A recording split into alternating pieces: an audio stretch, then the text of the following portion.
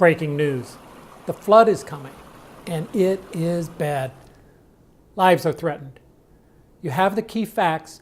It's your job to alert everyone at risk. As quick as you can, you issue a flood alert. Fire and police get your call. You post to your webpage, Facebook, and Twitter. You make a press release. TV and radio broadcast your message. Is it enough?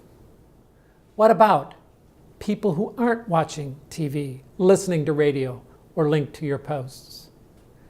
What if your flood alert could show up immediately on all mobile phones in the area, pop up on Google Maps, search, and other Google tools, overlay online ads in apps and web pages, display on digital highway signs and billboards, maybe even trigger building smoke alarms as they evolve into all hazards alarms?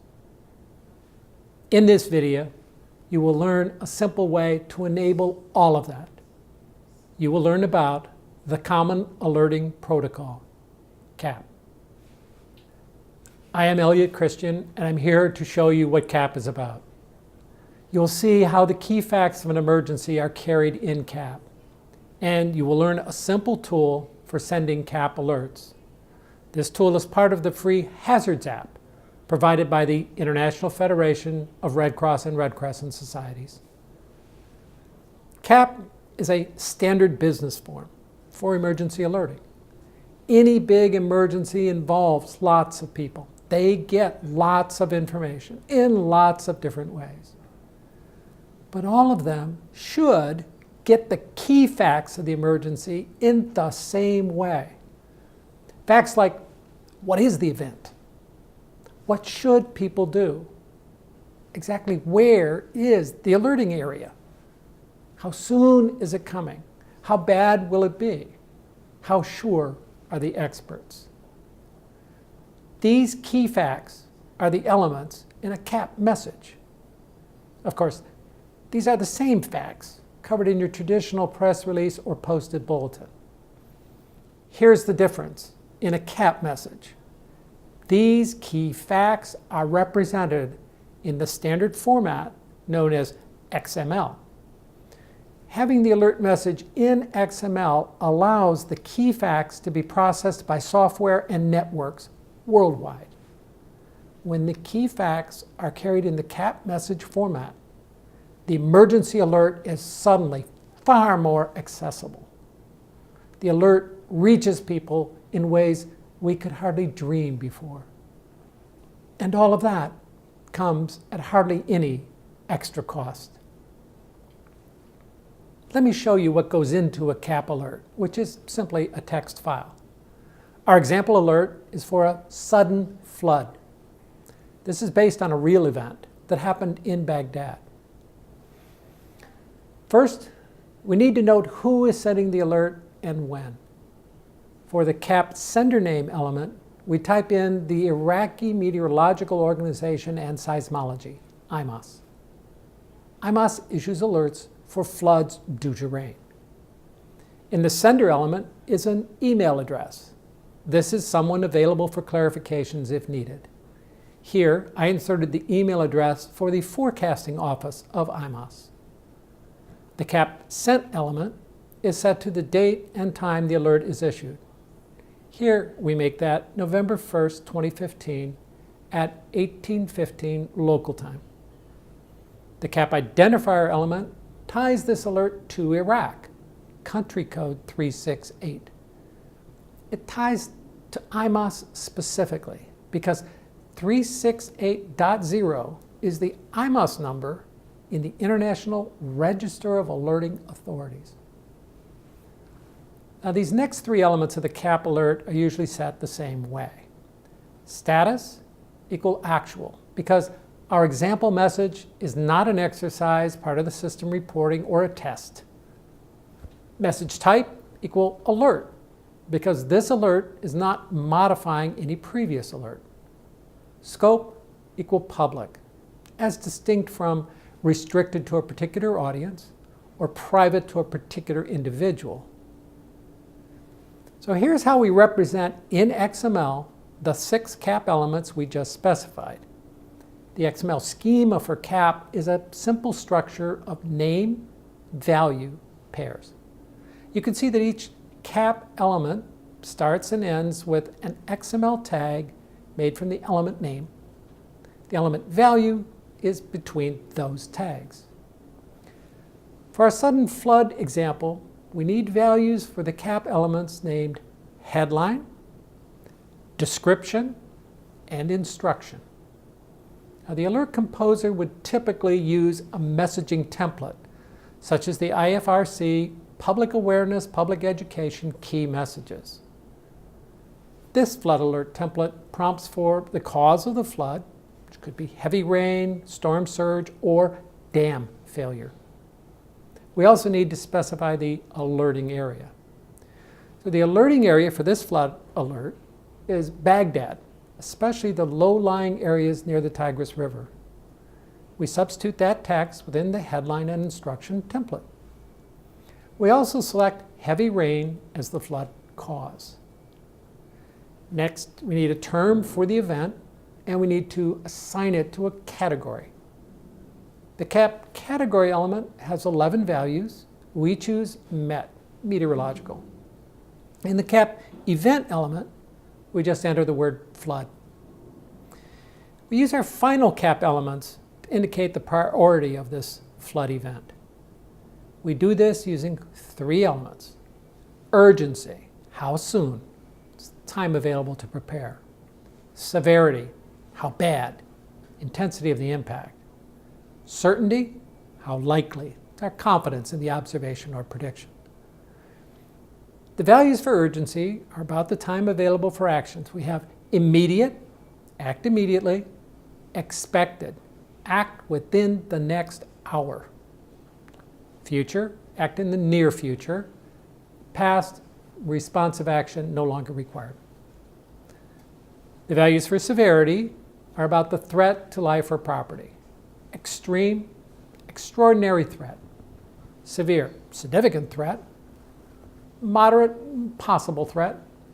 Minor, minimal or no threat. The values for certainty are observed, already occurred, or ongoing. Likely, more than 50% likely. Possible, less than 50% likely. Unlikely, not expected to occur. So for this flood example, we select immediate for urgency, extreme for severity, and observed for certainty. Putting together these CAP elements, here is our new CAP alert. This CAP alert can be simply entered with any text editor and saved with a file extension of XML. To add this alert to a website, we just make a hyperlink to that file. At this point, we have our CAP implementation. We have published an alert that complies with the CAP standard. Here is that CAP alert as visitors to the website would see it. This does have all the information, and it is complete from a processing perspective. But your web visitors don't want to see raw XML. So we add a line to the CAP alert that references our XML style sheet. With that in place, here is how visitors see the XML. Now, of course, an alerting authority typically publishes alerts pretty frequently, and tediously making each CAP alert by hand is not necessary. There are many tools to make CAP editing and publishing easy. You're about to learn to use the Hazards app tool for exactly that purpose. We need to keep in mind that receivers regard an alert as a kind of news bulletin. So we want a CAP publishing tool that maintains an internet news feed linked to the series of CAP alerts. For example, here is the URL and screenshot of a CAP news feed for severe weather in the state of Louisiana. Once you set up the CAP news feed, you not only enable people to easily come to your site and get your alert, you enable other organizations to help disseminate your alerts broadly. at no cost to you as a registered alerting authority. The Red Cross and companies like Google will pick up your alert and show it to users in the alerting area. The WMO Alert Hub will include your alert among those from other official sources worldwide. Mobile phone services, as well as TV and radio stations and print news media, can quickly broadcast your alert to the public in harm's way. Soon, online advertisers in your country can help as well, and companies that support digital signs like billboards on highways can also help show your alerts. Next, I want you to see a simple tool that is part of the Hazards app supported by the Red Cross. Trusted partners can use this to issue a CAP alert. This video will show you the Common Alerting Protocol, also known as CAP, and General Alerting feature of the Content Management System, also known as the CMS. National societies who have developed the Hazard app have access to the CMS, which enables access to the Hazard app platform. This platform allows users to send geo-targeted notifications and alerts with attribution to users of the Hazard app, as well as subscribers of a country-specific RSS feed.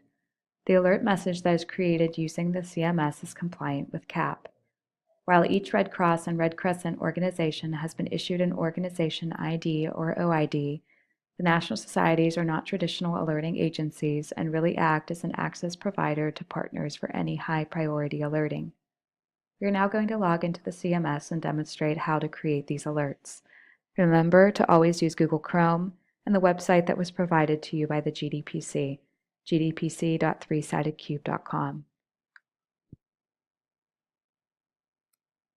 After logging in the upper left corner, you will find the hamburger menu.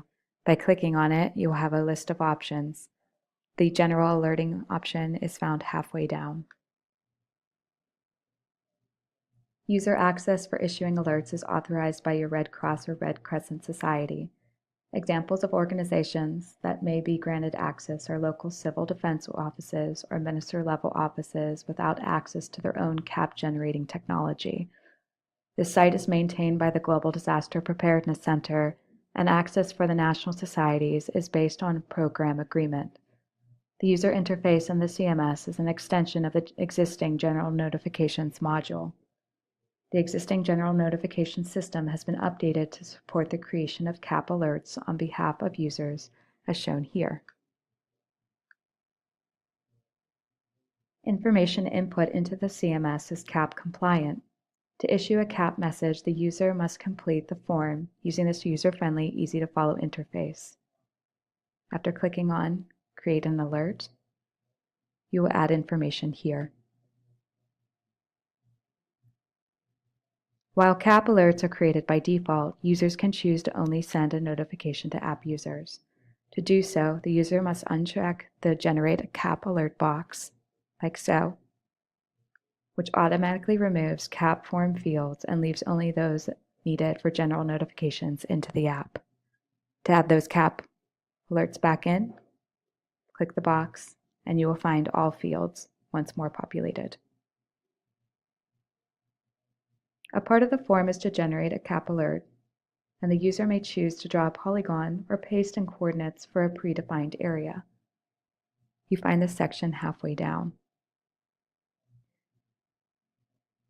If you choose to use a map to find your area, by clicking on it, you have the ability to zoom in and also zoom out on any particular area. You can drag the map to find the location you want to send the alert. You have two options as far as where and how you're going to send the alert. One is using this map. To draw a polygon, simply select the parameters by drawing it on the map. You will need 3 points in order to do so.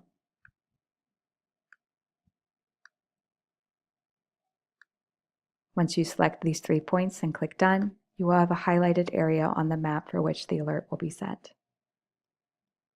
You can also see these coordinates by checking on this box. If coordinates have been predetermined, the user can paste the coordinates into this field. This is a more accurate way to draw a polygon and could be more typically used for tsunami messaging or other evacuation messaging provided by a local civil defense office. Once you have completed this form in total, you can generate the CAP alert and notify users of the hazard app. A country-specific RSS feed has been created for each Red Cross or Red Crescent Society.